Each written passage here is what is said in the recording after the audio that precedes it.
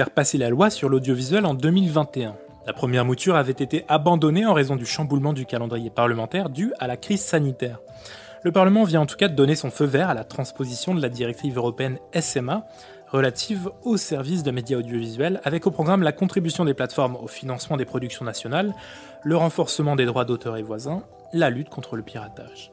Mais qu'en est-il du reste ? De la création de l'ARCOM, de la création de la holding France Média, de l'allègement des contraintes existantes en matière de publicité et de programmation. Ces mesures sont-elles mises aux oubliettes ? On en parle avec notre invitée Aurore Berger, députée La République En Marche des Yvelines, rapporteure générale du projet de loi initial. Bienvenue dans Le Planning, votre émission de la rédaction de CB News, produite en partenariat avec Audion. Pendant une demi-heure, nous éclairons les enjeux de notre marché, essayons de comprendre les innovations qu'il traverse et tentons d'arrêter le temps pour mettre des mots sur demain. Nous nous intéressons aux acteurs qui ont des choses à dire, qui n'ont pas perdu la foi dans un marché chamboulé, chahuté par les circonstances, un marché qui doit muter. Ici dans Le Planning, prêtez l'oreille aux acteurs qui rêvent, imaginent et créent notre monde.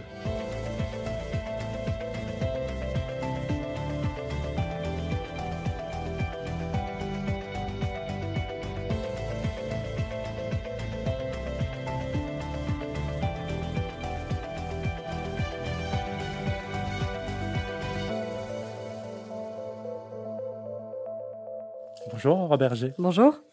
L'exécutif souhaite, semble-t-il, reporter la loi audiovisuelle avant la fin du quinquennat, voire dès 2021, ce qu'on a pu comprendre de vos déclarations chez Public Sénat récemment. Que devient son contenu et qu'est-ce qui sera véritablement abandonné ?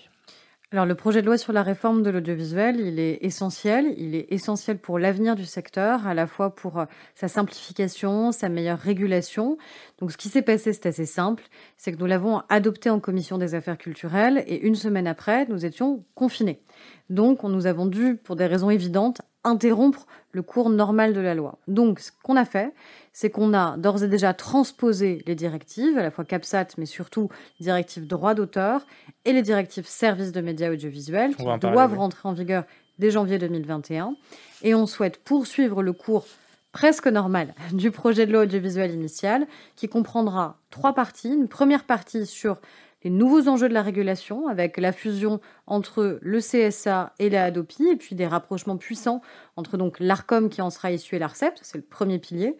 Deuxième pilier, la lutte contre le piratage, qui reste un fléau et dont on sait que malheureusement c'est reparti à la hausse pendant les périodes de confinement, que ce soit le piratage des œuvres audiovisuelles, cinématographiques, mais aussi des droits sportifs. On sait à quel point on a un sujet majeur sur cette question-là.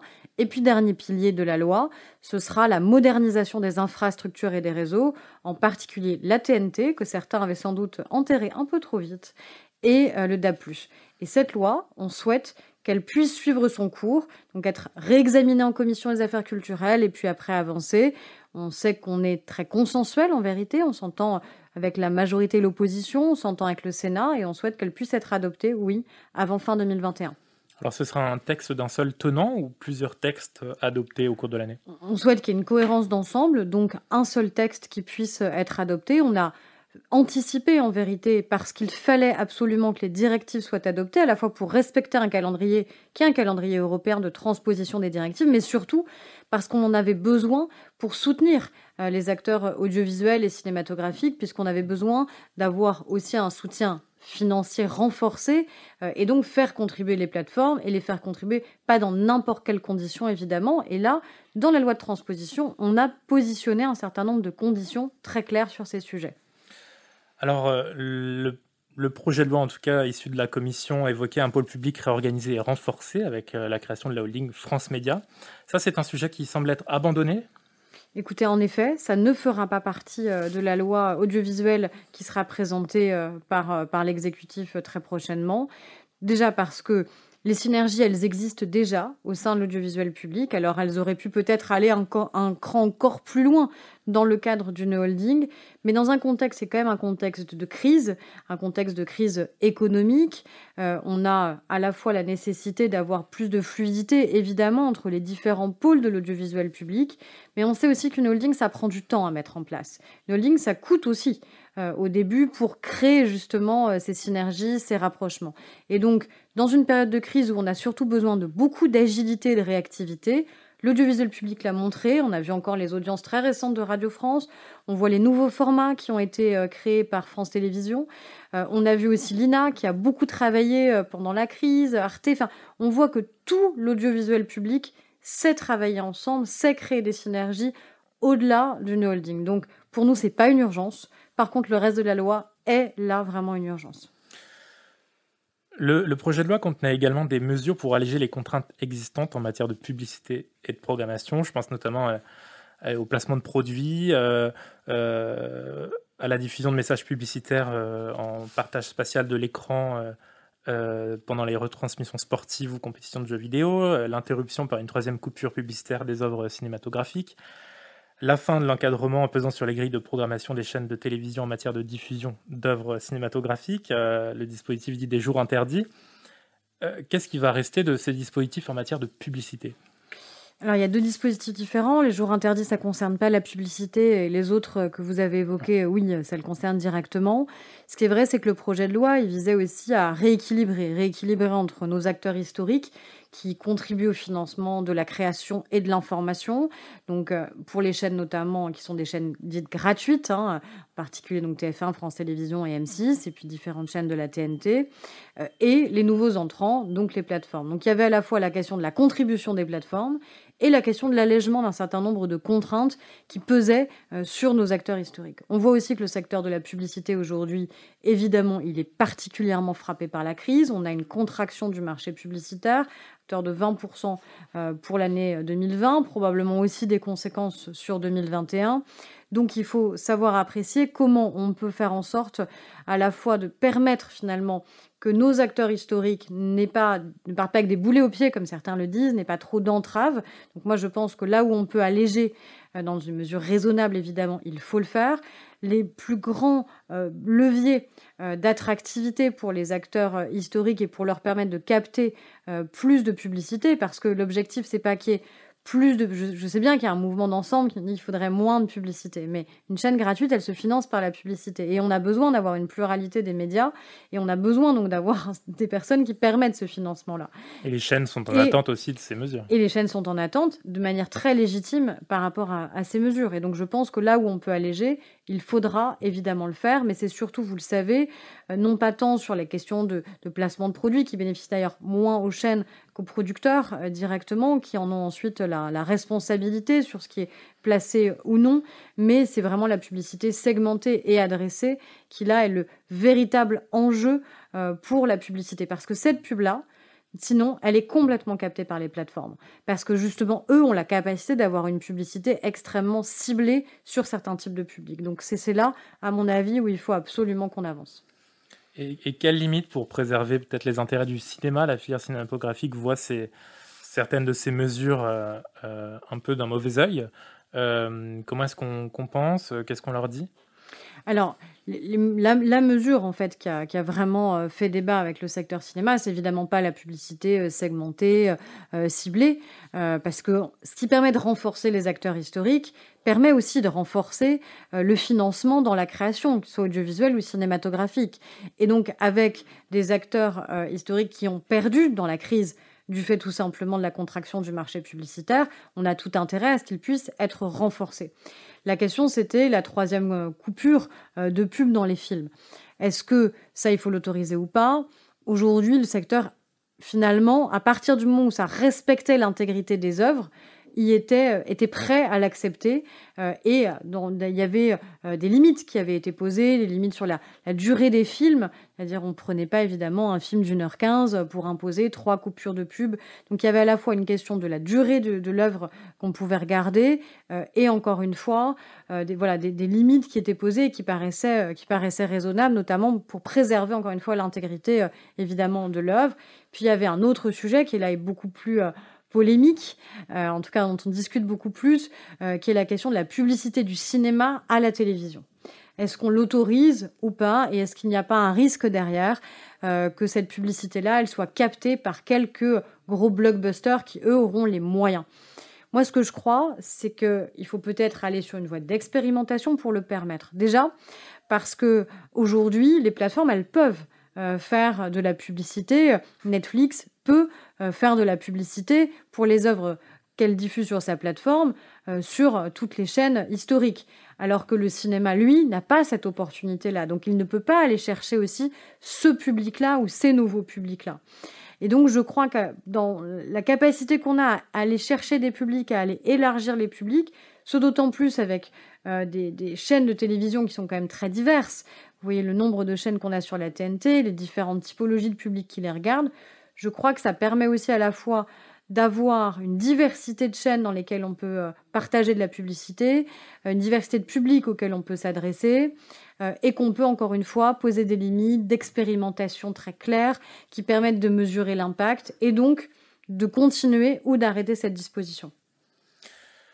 Et on a également la création de l'Arcom, dont on a déjà un petit peu parlé, fusion de la Hadopi et du Conseil supérieur de l'audiovisuel, et une disposition qui visait également à améliorer la lutte contre le piratage. Vous en avez parlé. Est-ce qu'on a un calendrier sur cette création? Est-ce que les dispositifs qui ont déjà été prévus initialement vont un petit peu évoluer? Ce que je vous disais, c'est qu'on souhaite que la loi soit adoptée et mise en œuvre en 2021. Et donc, évidemment, ça comprendra la création de l'Arcom, fusion CSA-Hadopi, pour avoir enfin un véritable outil très puissant de régulation sur la question des contenus. Et puis, il y a en fait une vraie synergie qui existe déjà entre la Hadopi et le CSA. Et puis, ça permet aussi de voir ces autorités, non pas uniquement comme des gendarmes, mais aussi comme des partenaires, comme la capacité à passer beaucoup plus par ce type de régulation plutôt que de la surréglementation dont on est souvent très friand dans notre pays. Et donc, ça permet aussi d'avoir vraiment plus de fluidité, plus de dialogue avec les acteurs économiques, quels qu'ils soient, hein, des différentes filières, télévision, radio, organisation professionnelle, cinéma ou audiovisuel. Donc, je crois que ça, c'est vraiment important de donner un cadre très rénové à notre régulation. Et puis, évidemment, la question de la lutte contre le piratage. Lutter contre le piratage, c'est pas une lubie, c'est pas quelque chose de ringard, c'est quelque chose qui est essentiel parce que c'est la première captation de valeur en vérité. C'est le premier pillage aujourd'hui des œuvres, c'est la même chose aussi pour les médias. Donc on a vraiment cette nécessité-là d'arriver à protéger nos contenus. Pas pour qu'ils circulent moins, mais pour que tout simplement on ait encore les moyens et la capacité d'en financer d'autres.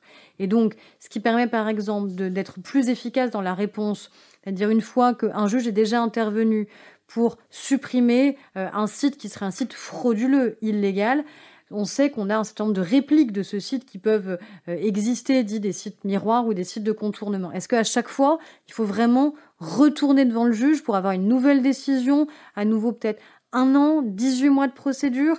Ça n'a pas de sens. Donc on dit à partir du moment où il y a une première décision de justice qui intervient, il faut que pour toutes les répliques, tous les sites de contournement qui ne sont que des copier-coller, eh bien cette même décision puisse s'appliquer. Et là, ça permet quand même vraiment d'accompagner et de soutenir la filière. Est-ce que ça rentre dans ce que vous appelez le follow the money? Alors ça, c'est autre chose. Follow the money, c'est comment on arrive à faire en sorte que celles et ceux qui seraient des acteurs économiques qui viendraient en financement de sites qui sont des sites illégaux, on peut en fait couper les vivres. C'est-à-dire faire en sorte qu'on n'ait pas de publicité. Alors en France, on a des autorités, y compris de régulation de la publicité, la RPP notamment, qui sont extrêmement vigilantes et qui font que vous avez quasiment pas de grands acteurs français qui vont payer de la pub, acheter des encarts publicitaires sur des sites illégaux ou frauduleux. Il n'en reste pas moins que des sites qui exploitent en France et sont disponibles en France en quelques clics, hein, notamment de streaming illégal, eux, continuent à percevoir de la publicité. Donc là, oui, on y travaille de manière à faire en sorte qu'on puisse remonter la chaîne de valeur et couper en fait les vivres de ces sites internet. Donc l'idée, c'est vraiment de lutter sur les différents plans, lutter dans une logique de pédagogie pour expliquer quelles sont les conséquences de nos comportements individuels en termes de piratage, lutter contre les sites eux-mêmes, à la fois la manière avec laquelle ils se rémunèrent et ils mentent d'ailleurs évidemment à leurs potentiels clients. Hein, parfois il y a des gens qui de bonne foi laissent leur empreinte bancaire sur ces sites internet et se mettent eux-mêmes en risque de phishing notamment. Et puis lutter aussi contre ces sites en permettant que les décisions de justice soient beaucoup plus rapides, soient actualisées et qu'on n'ait pas une forme de course sans fin contre les pirates. Alors le Parlement a transposé certaines directives et règlements européens, notamment la directive Services de médias audiovisuels, fameuse SMA. Pour contraindre les plateformes non linéaires, Netflix, Amazon, Disney a contribué au financement des productions nationales, également favoriser le droit d'auteur, les droits voisins, l'irresponsabilité des plateformes, le piratage, la lutte contre le piratage. Dites-nous, qu'est-ce qui est rentré dans le droit français très précisément? Alors, on a transposé notamment la directive service de médias audiovisuels et la directive droit d'auteur. La directive droit d'auteur, elle permet de renforcer en fait les droits à rémunération. C'est-à-dire à partir du moment où on considère que finalement vous avez perçu initialement une rémunération qui serait jugée exagérément faible par rapport ensuite au parcours que l'œuvre peut rencontrer, au succès que l'œuvre peut rencontrer, alors ça ouvre droit à une rémunération supplémentaire qui peut être un forfait qui aura été négocié ou qui peut être une rémunération proportionnée, appropriée à la valeur économique de l'œuvre. Donc ça ouvre des droits supplémentaires pour garantir que les auteurs et les artistes-interprètes, et bien derrière, puissent bien percevoir de manière juste et équilibrée par rapport au travail qui a été le leur. Ça, c'est vraiment le gain essentiel de cette directive. Puis ensuite, vous avez la directive service de médias audiovisuels qui dit notamment que vous avez une contribution qui sera rendue obligatoire de la part des plateformes avec un vrai changement de doctrine au niveau européen. Auparavant, vous saviez que c'était le pays d'origine qui était celui qui fixait la règle. Donc Netflix est implanté aux Pays-Bas, donc c'est finalement les Pays-Bas qui reçoivent. Non, là, c'est le pays de destination. Donc Netflix est peut-être implanté aux Pays-Bas, mais à partir du moment où ils sont tout simplement en France et où leur service est disponible en France, alors c'est en France qu'ils doivent contribuer. Et c'est toute la négociation en cours avec toutes les organisations professionnelles, avec les plateformes et sous l'égide de la ministre de la Culture qui doit permettre de déterminer le montant de cette contribution. On espère être le plus haut possible, mais aussi à la fois raisonnable pour que les plateformes viennent bien exploiter en France. On parlait de 25% à un moment, 20%. Voilà, il y a aujourd'hui sur la table plusieurs options en fonction des droits qui pourraient être acquis par les plateformes, donc soit 20%, mais uniquement avec des droits d'exploitation pour la France, 22,5 ou 25, et progressivement avec des droits et des mandats qui vous permettent d'aller au-delà de l'exploitation en France, notamment sur la question des droits mondes, et on sait bien que la valeur, elle est là. Donc l'enjeu, c'est non seulement de faire en sorte que ces plateformes contribuent bien, mais qu'elles le fassent dans le respect des règles que nous avons fixées en France et qui ont permis de maintenir la diversité culturelle qui est la nôtre, non seulement en France, mais aussi dans la capacité qu'on a à financer tout le cinéma du monde. Quand vous voyez Ken Loach, par exemple, avec Sorry I Missed You, il est financé notamment grâce à la France. Ken Loach, il n'aurait pas existé si la France n'avait pas maintenu en fait ces principes-là et permis le soutien justement à la création. Donc, on dit oui au financement des plateformes et on dit sous condition, à la fois avoir un financement dédié d'une part au cinéma, d'autre part à l'audiovisuel. On ne veut pas mélanger ces deux volets de financement parce que ce serait probablement très défavorable au cinéma. Le respect de la production indépendante, faire en sorte que nos producteurs ne deviennent pas des producteurs exécutifs mais restent bien des producteurs délégués, et puis que la valeur réelle des œuvres, qui se trouve notamment dans la question de à la fois la durée de détention des droits et la question des mandats, ne soit pas captée pleinement par les plateformes. Et une dernière attention qui doit être vis-à-vis des acteurs historiques qu'on évoquait précédemment, pour faire en sorte que tout d'un coup, vous n'ayez pas TF1 qui se retrouve en frontal avec Netflix, ou Canal qui perd tous les avantages comparatifs qu'il pouvait avoir. Parce que ces acteurs historiques, ils sont précieux. Ils sont précieux parce qu'ils financent la création depuis 30 ans dans notre pays, et ils continueront à la financer bien longtemps après Netflix. À l'article 54, la Commission avait également adopté un amendement prévoyant la conclusion de codes de bonne conduite visant à réduire efficacement les communications commerciales audiovisuelles, je cite, relatives à des produits ayant un impact négatif sur l'environnement. Vous avez suivi les débats de la profession sur ces nouvelles régulations dont on parle. Il y avait également une proposition de Mathieu Orphelin dans ce sens. On a assisté à une levée de bouclier plutôt dans le secteur de la publicité. Souhaitez-vous poursuivre dans cette voie ? Écoutez, on est déjà dans un moment qui est un moment de crise. Un moment de crise où aujourd'hui, on a malheureusement de moins en moins d'annonceurs. Pour des raisons évidentes, ils sont en crise eux-mêmes. Quand les concessions automobiles sont fermées, évidemment, vous avez beaucoup moins de publicité pour acheter un véhicule, quel qu'il soit. Or, ça a un impact direct. Ça a un impact direct, par exemple, sur nos radios, dont on sait que le secteur automobile est l'un des premiers pourvoyeurs en matière de publicité. Ça a un impact aussi, évidemment, sur la télévision, quand vous pouvez plus vous rendre dans certaines grandes enseignes, par exemple, de parfumerie, parce que là aussi, ce sont des très gros porteurs en matière publicitaire. Donc il y a déjà ça. Il y a un premier point qui est la crise et le fait qu'il va falloir soutenir les acteurs historiques pendant cette période-là, parce qu'encore une fois, derrière, c'est toute la chaîne qui est remise en question. Le financement de la création est adossé au chiffre d'affaires. Donc plus le chiffre d'affaires est faible, et moins le financement de la création sera important dans notre pays. Ensuite, oui, il y a une attente qui est très forte aussi de la part des consommateurs et des citoyens en se disant on consent finalement avoir la publicité parce qu'on sait bien que c'est grâce à cette publicité qu'on n'a pas besoin de payer pour pouvoir écouter la radio, pour pouvoir regarder la télévision, pour avoir accès à un certain nombre de titres de presse gratuitement sur Internet, voilà, au-delà d'un certain nombre d'articles, en deçà d'un certain nombre d'articles, mais on veut de la publicité de plus en plus responsable. Moi, je crois qu'il y a eu une évolution qui a été déjà extrêmement efficace en termes de régulation. Quand vous regardez les publicités qu'on avait il y a encore 10 ans, par exemple sur la question de la représentation des femmes, vous voyez bien à quel point ça a évolué.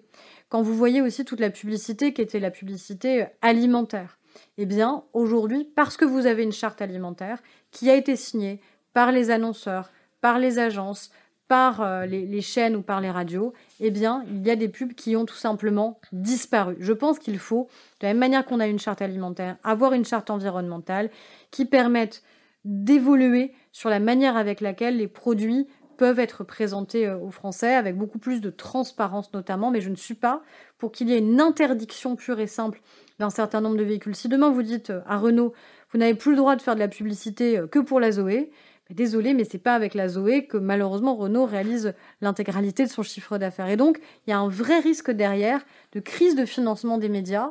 Et la crise de financement des médias, ça a aussi des risques démocratiques qui sont extrêmement importants. C'était également une des propositions émanantes de la Commission citoyenne sur le climat. Oui, donc on irait plutôt vers une charte alors. Et en tout cas, moi, c'est mon point de vue. Ce que je regrette dans la Convention citoyenne pour le climat, c'est qu'il n'ait jamais interrogé les acteurs concernés.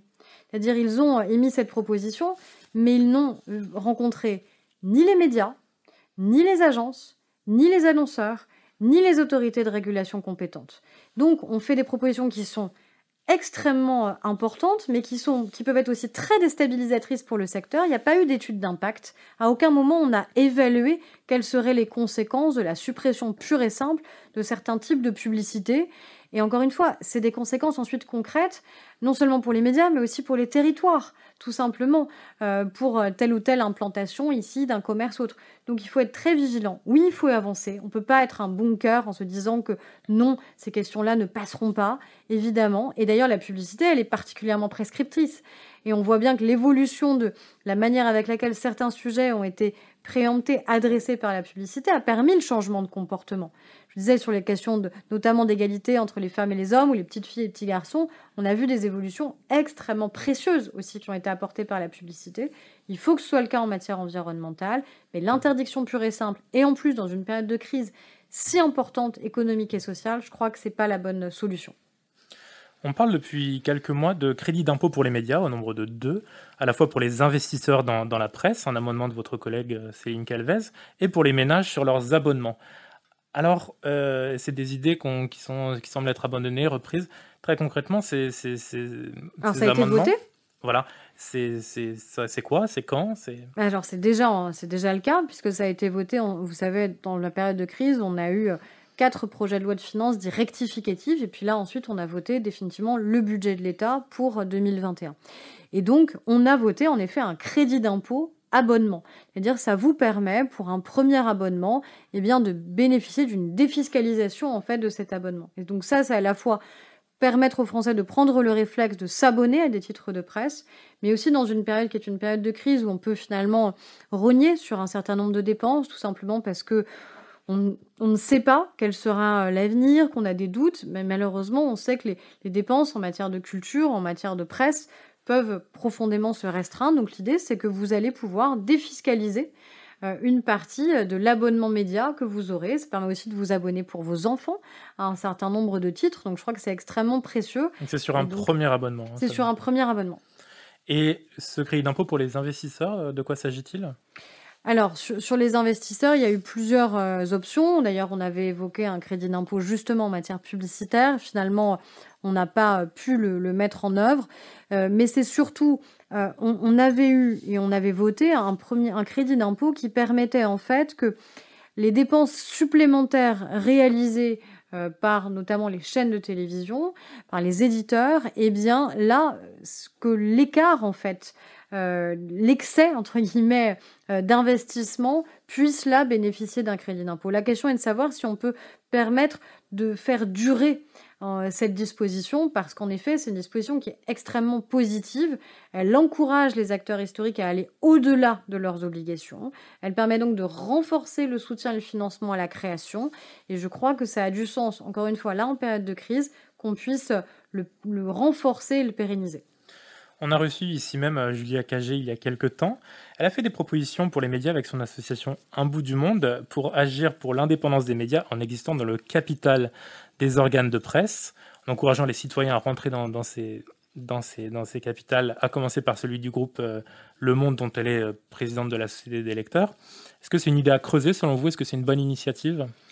Si les citoyens peuvent évidemment s'impliquer et que les sociétés sont prêtes à le faire, moi je pense que évidemment il faut pouvoir l'encourager. Après, vous savez, on a toujours un peu ce soupçon qui existe sur celles et ceux qui détiendraient un certain nombre de nos médias et un excès peut-être de concentration de la part des médias. Cet excès de concentration, moi, je ne le perçois pas de cette manière-là, tout simplement parce que, en aucun cas, en aucune manière, il a remis en cause ni la diversité des titres de presse, ni le pluralisme de ces médias. Et après, on a des modèles économiques qui sont différents. Certains qui savent qu'ils sont sur une niche suffisante pour leur permettre d'exister par abonnement ou par achat au numéro sans avoir besoin de publicité, d'autres qui ont besoin de modèles publicitaires pour survivre, d'autres qui ont des grands actionnaires qui les soutiennent. Et vous le savez, dans la période de crise que nous vivons, qui est aussi une crise de la presse, s'il n'y avait pas d'un côté les aides à la presse, qui sont extrêmement importantes, c'est près d'1 milliard d'euros que l'État délivre chaque année au titre de presse, et dans une totale diversité éditoriale des médias, des plus connus et identifiés aux plus petits titres de presse en nombre de numéros vendus chaque année, et des actionnaires qui acceptent de continuer à les soutenir, nous aurions perdu pour le coup cette grande diversité et cette grande pluralité de la presse. Donc les citoyens soutiennent déjà les médias via leurs impôts. De fait, oui, ça c'est une certitude, hein, 1 milliard d'euros par an d'engagement de l'État vis-à-vis des aides à la presse qui ont été renforcées en plus là dans la période de crise. Je vous dis, le crédit d'impôt abonnement, c'est un engagement qui est en effet extrêmement conséquent. Alors, vous avez travaillé en agence publique, Spin Tank, Hopscotch. Il y a un sujet en ce moment de harcèlement sexuel et moral dans les agences, un second MeToo pub, avec le compte notamment Balance ton Agency, qui fait du bruit dans le secteur. Comment peut-on définitivement clore le problème? Qu'est-ce qu'on peut apporter pour aider le secteur et les femmes surtout qui subissent en grande majorité ces violences dans leur quotidien, puisque c'est sur le lieu de travail? Je crois que malheureusement, il n'y a pas un secteur où les femmes ne subissent pas des violences sexuelles ou sexistes. Et donc, suite à MeToo, finalement, on a eu un certain nombre d'enquêtes qui les ont progressivement révélées dans un certain nombre de secteurs. Dans le milieu sportif, c'était le cas dernièrement aussi par rapport à des grands chefs. C'est le cas aujourd'hui sur le monde des agences. Je crois que c'est juste partout. Et malheureusement, il faut qu'à la fois on accepte d'être objectif sur ces faits, qu'on accepte d'ouvrir les yeux, de reconnaître qu'il n'y a pas un seul secteur qui n'a pas souffert et ne souffre pas encore d'atteintes sexuelles et sexistes à l'encontre des femmes, et donc de violences qui sont faites aux femmes. Il faut impérativement que dans les structures, on ait des référents systématiques. Quand vous travaillez dans des structures qui sont parfois aussi petites, hein, les agences dans lesquelles j'ai pu travailler, parfois on était 15 collaborateurs et parfois plusieurs centaines. Sauf que si vous ne savez pas à qui vous pouvez vous adresser, parce que vous êtes harcelé, voire plus, par celui qui est votre référent direct, alors vous êtes complètement démunis. Et donc on a besoin que dans tous les secteurs, systématiquement, il y a un tiers de confiance vers lequel on puisse se tourner, vers lequel les femmes sachent qu'elles peuvent parler, qu'elles peuvent parler en toute confiance, qu'elles seront crues. Il y a aussi ça, le premier sujet, c'est le recueil de la parole des femmes et ne pas mettre en doute celle qui vient parler. Ça ne veut pas dire qu'il faut mettre en accusation derrière, c'est la justice qui doit faire ce travail. Mais ça veut dire que la première intention, c'est celle de croire la parole des femmes, de l'accueillir, de l'écouter, et ensuite, encore une fois, de mettre tous les dispositifs possibles pour éviter ce type de dérives qui sont inadmissibles. Mais je crois que si vous n'avez pas à la fois la clairvoyance pour assumer de dire qu'il n'y a pas un secteur, même dans un secteur qui est très féminisé, qui est celui des agences, il n'y a pas un secteur qui n'en souffre pas et qui est systématiquement des référents vers lesquels les femmes peuvent se tourner et n'aient pas peur de parler parce qu'elles auraient peur de perdre leur position, de perdre leur emploi, d'être mises au banc, d'être renvoyées. Donc je crois que ça, c'est vraiment essentiel. Il faut que ça puisse être fait aussi en agence. Mais est-ce qu'il faut laisser la profession s'autoréguler avec la ACC, les règles en interne, l'autorégulation? Ou est-ce qu'il faut intervenir aussi par des mesures, par l'action publique? Les lois, elles s'appliquent à tous. Et donc, à la fois, par exemple, la loi qu'on a votée justement sur la question des violences sexuelles et sexistes, elle s'applique dans tous les environnements professionnels, quels qu'ils soient. Je vous dis, mais ça passe d'abord par la capacité des femmes à se dire, si je dis ce qui est en train de se passer ou ce qui s'est passé, on va m'écouter, on va me croire, et je ne vais pas me retrouver moi-même mise en accusation. Or, la difficulté qu'on a souvent, c'est que quand on est une femme et qu'on en vient à dénoncer ce qu'on subit ou ce qu'on a subi, la première des choses, c'est qu'on met en doute votre parole. Et ça, c'est insupportable.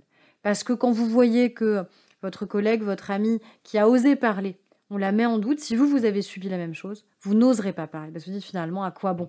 Et donc la première des choses, c'est ça. C'est accueillir la parole des femmes et les croire.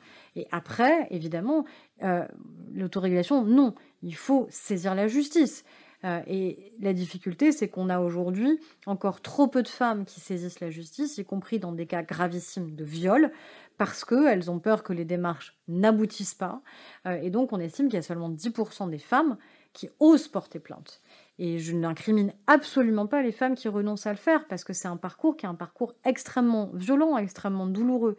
Mais on a besoin, encore une fois, de permettre de faciliter au maximum ce parcours, de manière à ce que les femmes se sentent légitimes et se sentent soutenues. L'avenir des médias maintenant, c'est la crise. C'est la crise depuis très longtemps pour les médias. Mais il y a aussi des opportunités, notamment par le numérique, le développement des abonnements.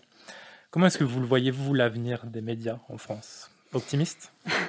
Il faut être optimiste pour l'avenir des médias parce qu'on a besoin, dans une démocratie, d'avoir une pluralité de médias qui s'expriment. Et les difficultés que rencontre la presse, elles rejaillissent sur nous tous.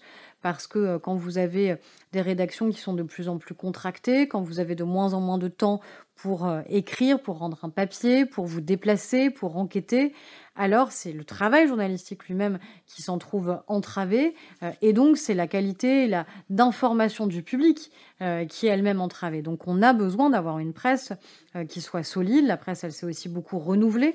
Ce qui est intéressant, c'est de voir que de nouveaux titres, ces 10 dernières années, ont émergé et ont réussi à le faire. Alors, ils le reconnaissent eux-mêmes, souvent sur des publics qui sont des publics plus de niche, mais qui sont quand même extrêmement conséquents et suffisants pour permettre à ces titres d'exister. Ce qui est intéressant, c'est non seulement la réussite, évidemment économique même du titre, et sa qualité.